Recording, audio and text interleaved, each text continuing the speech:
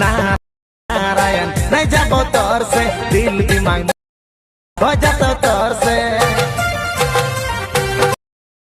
पागली छोड़ी तो काकेरी टाइर पट पे तो। अगर तुम लोग नए हो तो सब्सक्राइब करो, वो जो लाल वाला बटन है उसके साथ स्कैम करो या फिर महफिल जमाओ, मुझे नहीं पता, बस क्लिक हो जाना चाहिए।